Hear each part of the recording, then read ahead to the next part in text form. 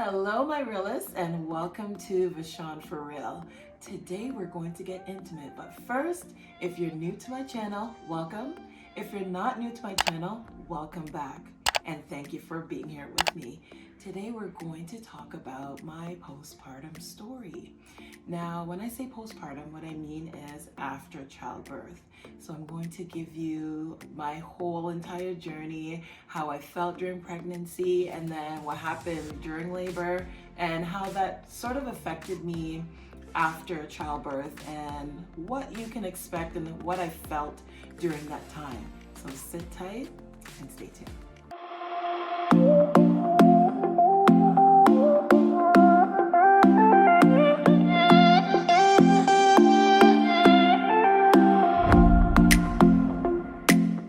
All right, so welcome back, and let's set the mood and let's set the atmosphere.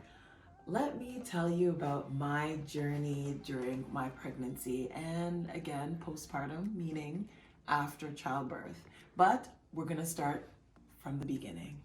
Now, I had a wonderful, wonderful pregnancy from the first trimester up until the very last day.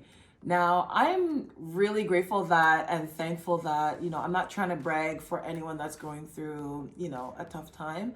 It's just I'm trying to set the mood to let you realize what I felt after giving birth.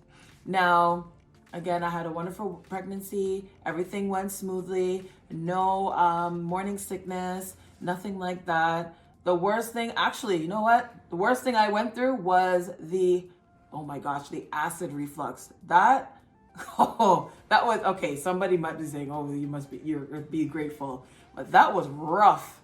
I could eat an orange, and the acid reflux was on another level. I had to have Tums on deck at all times, ultra or extra strength, the chalk one, and it's not the most pleasant thing. But I mean, again, I'm grateful, and that was pretty much it. Now, the day before giving birth, I had to, because I was a few days overdue, they say, I had to do a non-stress test. And in the non-stress test, they kept checking my baby's heartbeat. And they were like, well, she's failing it by like a couple of beats or whatever. And I said, okay. So, and then they tried again, and it failed again. She failed again. And, doing the ultrasound during this time, I had to wear a mask. It was very difficult. And at one point they said just to lower it because it just became too much. Imagine being 9 months pregnant, laying on your back and trying to breathe. It just doesn't work. Now, lo and behold, the next day is when I went into labor. But hang on. That whole entire day, I did so much. I came back, came to my home and was, trying to, it was like, I guess you call it nesting. So I was like getting things ready, getting a whole bunch of things together, making sure everything was perfect, just in case I, went into labor and, things happen. I had a prayer meeting that day, but before that, my friend Karen came to visit, and lo and behold, she didn't even know that, I was going to give birth that day, but she came to visit. I had a prayer meeting at church virtually. And then I had a games night. I'm like, guys, we have to have a games night.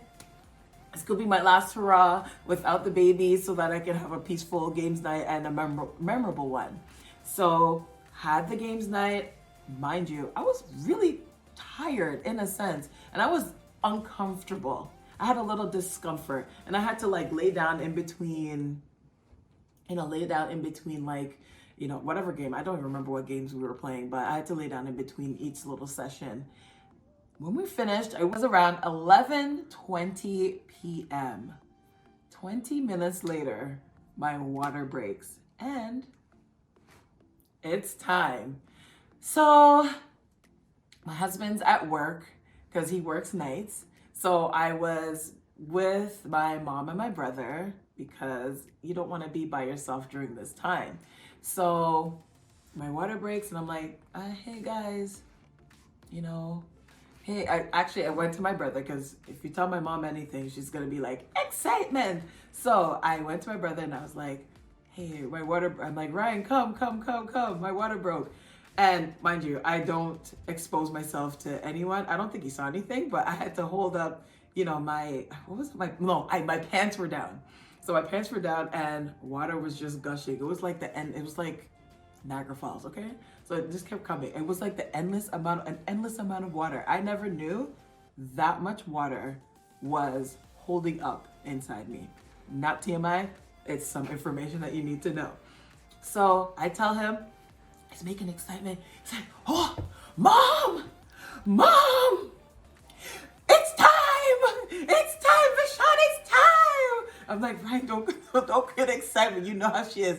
Here, mom, it's time. Get your bag. You have to go right now. We have to go right now. I'm like, no, mom, calm down. Imagine, I'm the calm one. I'm about to give birth and I'm the calm one. I know my brother did it on purpose because, and I can see him in my mom's room. He's like, it's time. I was like, get your bag. I'm like, no. We're going to calm down. I'm still leaking here. Let's just, wait a little bit. So get ready. We go to the hospital. No, let's talk about this first. I felt insulted, but at the same time, I understand.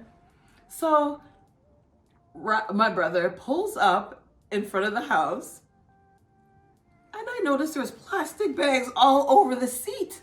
So I'm like, what do you think I'm going to do to your seat? But I understand, it's his nice little car. Not little, let me not insult him. It's a nice car. And, set on the plastic, fine.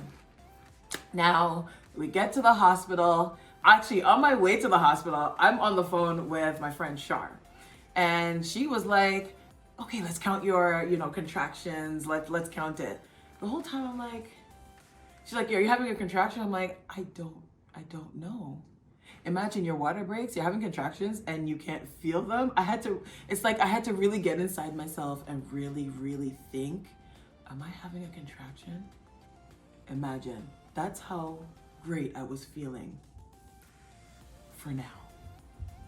Now, get to the hospital. They promised us that my mom could stay because I made this arrangement because I knew because my husband works nights and he has another job as well, full-time job. So I wanted to make sure that I didn't want to be by myself at the hospital. So I'd asked them if my mom could stay up until my husband comes, and they said yes.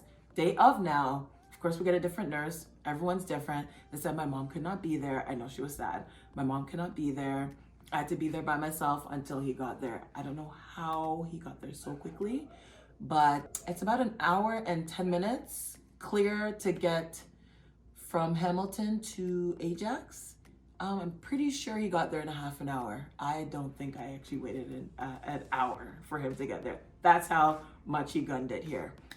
Anyway, so I remember, here's where we get to the meat and potatoes. And this is why I did, it was in my heart to do the birth plan. So if you have a chance, go check that out after this video. But this is why I highly recommend doing, creating a birth plan. I created one, but it's like everything left my mind. Now, I know if someone was there with me, I'd probably be able to, second guess some things. But I got there and immediately they wanted to induce me and not even give me a chance. So me being induced, I realized my contraction, I was fine before. My contractions were like non-existent. I was able to really endure nothing basically. And that's after, keep in mind, I was probably in labor the entire day, not even knowing that I was in labor up until my water broke. And I still didn't feel much of anything. Now, the minute they hooked me up, I didn't even say no. I didn't question it. I wasn't processing everything. And they hooked up they induced me. And let me tell you, the pain threshold, I went from 0 to 1,000 in a matter of minutes. I'm not trying to scare anyone. I'm just trying to let you know it just amplified my contractions. And whoo, I was listening to that Kirk Franklin, because that was part of my birth plan, is to listen to music. And if that wasn't working, I was going to go to a movie and whatever else. But Lord have mercy. My hand was up in the air. I'm listening to different songs and nothing was soothing that pain. I don't even know how to describe that pain. So I got hooked up, and they're like, oh, do you want to, I know I told the story before, but they asked me if I want to, take the edge off a little bit. I said, yes, take the edge off. She said, there's like this pain thing. I'm like, does it affect the baby? Because I was really, really, really trying to hold off from taking any pain medications. She's like, yeah, it's going to take the edge off. I'm like, all right, fine. Give it to me. As if it just takes the edge off, I'm okay. And if it's safe for the baby, that's fine. It's almost like she lied to me on purpose, because she said she was going to take the edge off. And then I got it. What edge? I went off the cliff. It didn't do anything. And then when I questioned her on it, she's like, oh, I didn't tell you it was a miracle drug. What? I didn't tell you it was a miracle drug? Okay, that's fine. So it didn't do absolutely anything. It didn't alleviate any type of pain. It came to a point where I really couldn't bear it. And I said, give me that sweet heat, because I can't do this anymore. And that was probably around 3:00.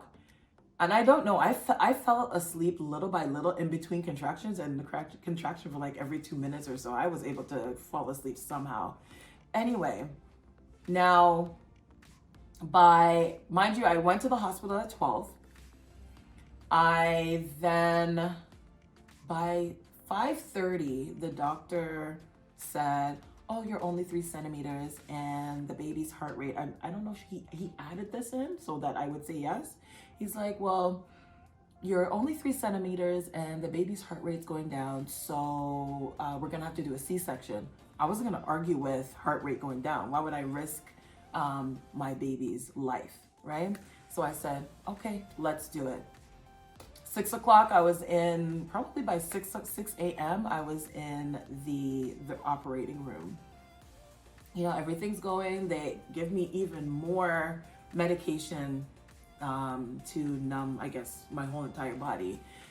I don't know what happened, but just so you know, I needed oxygen, because I don't know if it's a medication, and because I was laying on my back, it actually affects your breathing. So that's another thing you need to, to look into, because there's some people who are like, oh, I want to get a C-section. I'm going to tell you why that shouldn't be your first choice if you don't have to. Now, it actually affected my breathing. I was unable to breathe, and I was telling them, like, I really can't breathe that much. So I had to get some oxygen, and it was a little bit better. She came. I was happy. I didn't feel anything. You actually feel like they're right when they say you're gonna feel some tugging. When you feel the tugging, it's your organs that's shifting. So it's really them like moving things out of the way for them to get your baby out. Okay? Now, my baby's here. I am happy. Okay, so now we get to our private room, and it's now spending time recovering and spending time with our baby. Now, I was, you have a lot of needles inside you, whether it's the pain medication. I did not even know that they put in a catheter. I wish that they would have told me more about, or, inform me of how, like, what's going to happen and how the recovery is going to be and what to expect. Now, we get to the room. I didn't realize, even trying to sit up, I couldn't feel the pain because I was on like heavy pain medication, but I could feel the burning sensation from the incision. So be careful how you move. Really do not lift anything, because it can affect your recovery time. Now the incision, it burned a lot. So that was one element that I had to deal with. So imagine trying to nurse And remember, you're nursing in this area, so you kind of have to try to avoid it and sit up and make sure that you're comfortable all at the same time. Now, there's a catheter in you. You don't know until later on when they take it out and they tell you that you have to pee and you can't. Again, that story, you can go and find it in the birthing plan video. Now, while I was in the hospital, I had, I felt pretty good at that time. However, I realized that I started to get extremely tired because I was laboring overnight, and then now I'm taking care of a baby and I haven't had any sleep. Now, in terms of, I felt great while I was in the hospital. Now, where everything started to happen was when I got home. So first, they released me within a day. I found out, usually if you have a C-section, they don't release you for a few days actually, but I left the next day in the evening. I know, I get home, prepare. I stayed actually at my mom's we stayed at my mom's for a couple of days because, you're a new mom, you want to be with your old mom so that, they can help you out and, guide you a little bit, even though you think you know everything. Now, the first few days, I thought that this was going to go as smoothly as my pregnancy. Now, mind you, I have to nurse a baby. You have to do your nightly feedings. I was breastfeeding, so I breastfed as well. And then you're dealing with your incision and other things. So one day, I think it was the next day or, a couple days after, my breasts, they were inflamed and they were as hard as a rock. And when you looked at them, it was, I don't even know how to describe it. So it's almost like you've blown up a balloon or a ball to its max.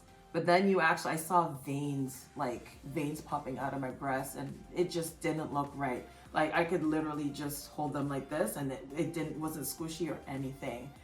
It was painful. And then all of a sudden, in the same week, my leg started to swell. At first, I was like, no, maybe it's just, today. My boobs and then my milk wasn't coming in anymore. So at the hospital, my milk was in. I get home, my milk stopped. My breasts were hard as a rock and inflamed. They're really big and the veins were popping out. So it's almost if you were to blow up a balloon to its max and there's nowhere else to go. That's how it was. So I had that, and you're dealing with no sleep and my incision and the pain. And at one point I forgot to take my pain medication, and wow, did I really feel, because I was like, maybe I don't need, I didn't necessarily forget. I purposefully didn't take it because maybe I didn't have to realize that I actually really had to take that medication. The pain was on another level, and I thought that, I do have a high threshold for pain. There's no way I could withstand this. So I was dealing with the pain of that. I was dealing with the burning sensation of the incision, whether I was getting up, sitting down, my breast blew up and my milk wasn't coming in. And then all of a sudden my leg swelled up. And I read, it could be blood clots, because when you do a C-section, a side effect of that can be blood clots. So I remember sitting there and I'm holding the baby, and my mom got a phone call from my uncle, and all he had asked was, how's Vishaun doing? And I think he wanted to talk to me, and I just broke down. and I actually was hyperventilating. It was like almost like it was a breakdown and a panic attack at the same time. I've never experienced that. So I was like that. It was that type of, it was that heightened. So it was almost like I could hear that he's asking how I'm doing, and I just felt that I wasn't doing well. I felt, and then my husband's like, what's wrong? My mom's like, what's wrong? And I felt like I said, I just felt like I feel like I can't do anything for myself. I feel absolutely useless. Mind you, again, I can't breastfeed at the moment. I'm trying and trying and trying. People called and said, different remedies and trying to, I guess, use a comb to comb your breast, and I guess it'll bring the milk. I was trying that. I tried to walk around and could barely walk around because my leg is literally filled with water. It almost reminded me of like when you look at someone and they have lymphedema.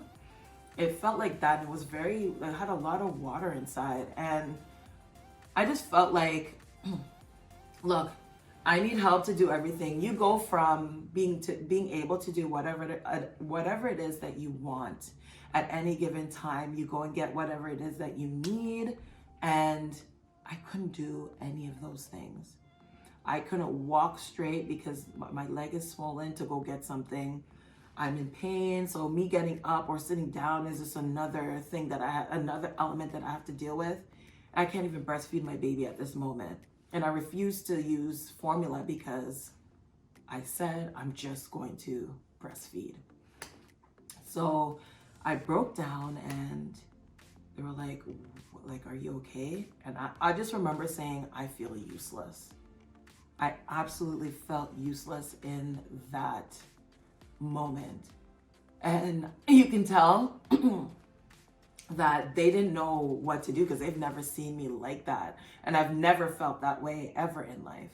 And, they tried to console me, and eventually I came down, and maybe a day or so later, my breast came back down to normal. I was able to breastfeed properly, but my leg was still swollen. Of course, I still have to deal with the incision. So I booked an appointment to go check my leg. And, thank God that I was able to get an appointment that day. So I'm at an appointment with, I think, my OBGYN. I called this place in Whitby, and they said, we have a spot. You can come at 12. I was like, you know what? I'm out of here. I'm going to go to this appointment. The lady was very nice. And normally you have to wait to get your results. She checked, and I'm glad she told me because I just realized now that they never called me for my results. So they checked my leg. I got the results. She gave me the results right then and there, even though she was actually not supposed to. She's supposed to, I guess, wait. We're supposed to wait and then, get the results. But she checked and she's like, I don't see any blood clots in your leg. I was relieved. But then still in the back of my mind, I was like, I wonder if anything, because the worst thing the worst thing to have is a blood clot, and then something happens to you, you can actually die from that. But everything was fine. And, after a few days, finally, actually about a few days, about a week, my leg started to go down. Now, in terms of the incision, that to this day actually still affects me. But in terms of that, during that beginning stage, I couldn't have anything near my incision because it would really burn. It had a burning sensation. I don't know if anyone else has gone through that, but it's really uncomfortable. So you can't wear, even after a month, I was still having that sensation. And another thing that I found out, and I wish somebody would, a nurse at the hospital would have told me, and this goes for anyone who ends up having a cesarean, is that your recovery time is longer. That's, they say that's no knowledge, but just know that your recovery time is longer. Also, you think you've recovered and things are healing, but your incision it has a smell too. It can have a smell. It's like, it's really weird.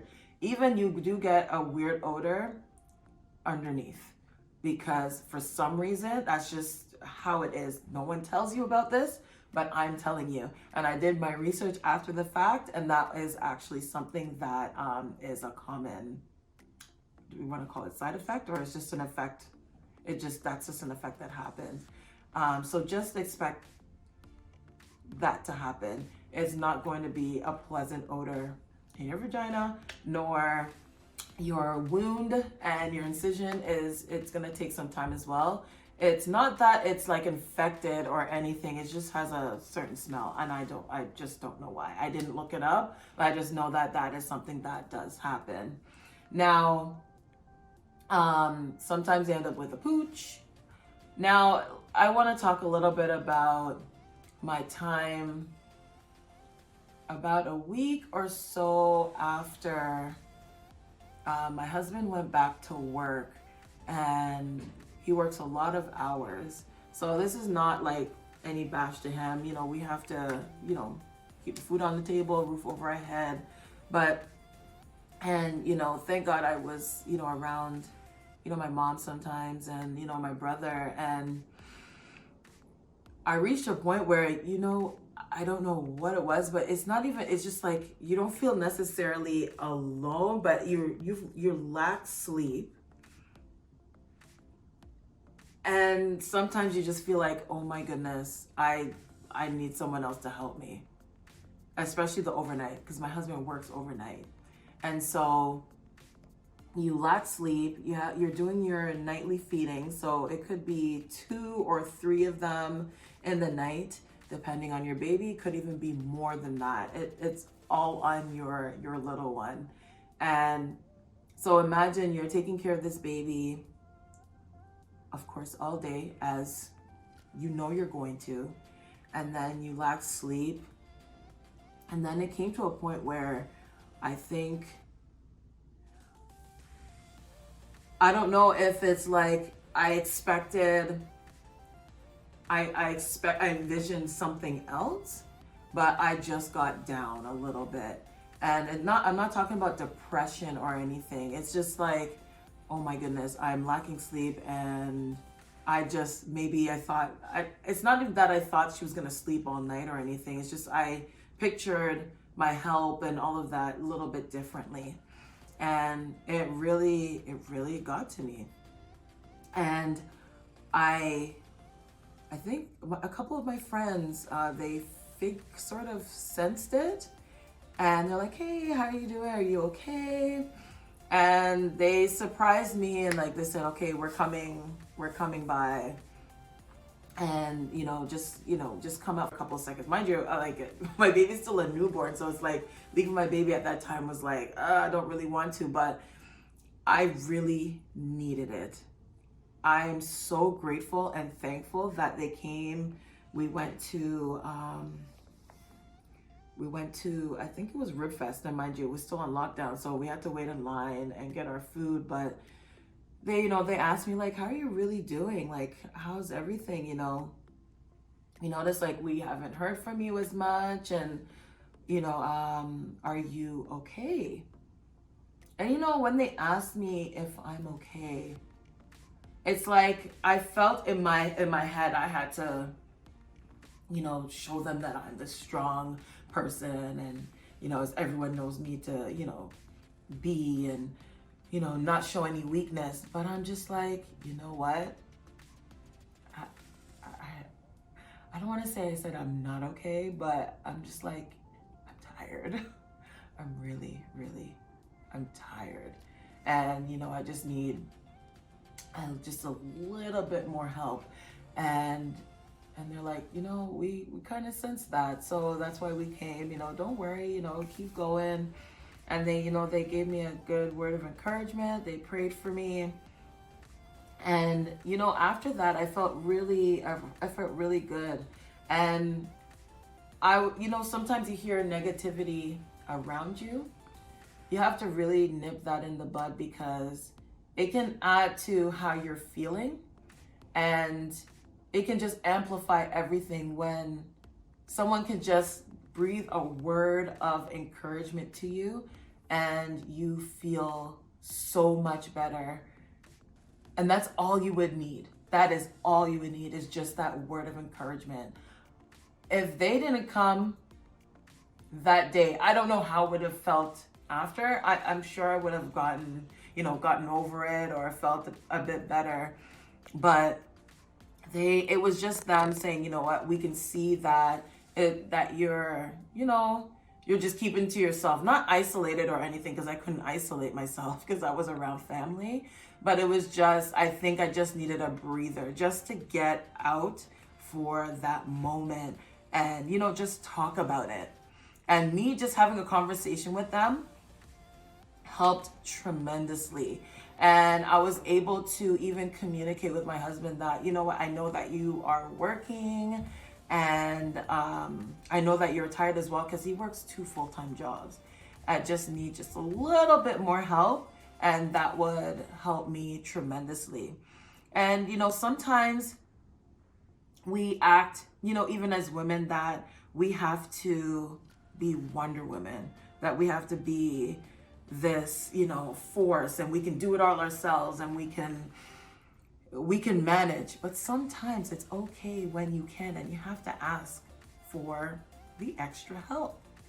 And when I did that, everything changed. It was like a 180. And even just having one day of help out of the week, whether it was overnight or whatever it may be, it made me feel I was able to rejuvenate myself and still feel much better. Because at that point, again, my leg was getting better, my breast milk was coming back in, my wound was still there, so that didn't go away. It still bothers me to this day. But I was able to just, who cares about that? Who cares about that feeling? And I truly am happy that I surround myself with really good people. Now, if you find that you need, don't hesitate to talk to a friend or a family member, and make sure anyone who tries to bring any negativity to you, nip that in the bud really quickly and right away. Because especially when you've just given birth and you just had a baby, hearing negativity does not help your situation. You want to make sure that you hear a lot more positive, more affirmations. Positivity is key, because I know if they didn't come, I don't know how it would feel after. And, coming up to this point, even just a word of advice. If you know anyone that is pregnant or has already, recently given birth, or maybe not even recently, they have not recently given birth, and they have maybe a 6-month-old, ask them how they're doing. But sometimes keep in mind, someone's not always going to tell you the truth, because people always want to give a front that they are a superwoman and that they can do it all and that they know it all. Do not shame anyone and say, oh, you shouldn't do that, or you should be doing this. Just breathe a word of encouragement. And if you can drop by and bring the baby, it could be diapers, it could be wipes, but do not forget the mother or the mother-to-be. You can bring a tea, you could bring their favorite beverage, or a little gift, a token of, here, I know you're pregnant and congratulations, or you've had a baby, here you go. Here's a gift from me to you. And it could be the smallest thing, and that small thing can go such a long way. Again, and always make sure that you bring positivity to your friend, your family member, because they're going to need it. So, my realists, we have reached the end of this video, but it's not the end of this topic. I will be doing a part 2, but I'll be answering your questions. So do not forget to comment down below, or you can message me privately on my Instagram at Vishaun for real. That's it. Vishaun for real. So you can find me on Instagram at Vishaun for real. Send me your questions and I will be answering your questions in part 2. Again, don't forget to like, comment, subscribe, share if you care, and see you soon.